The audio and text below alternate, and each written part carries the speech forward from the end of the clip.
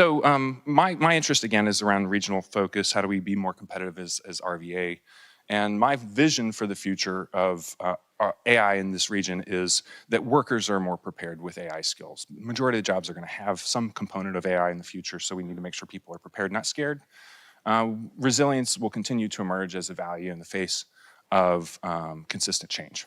And the skills required for higher paying jobs will probably require some kind of coding or engineering, because we've got to think about how we can leverage these tools, and we need to know how they work a little bit to be able to do that.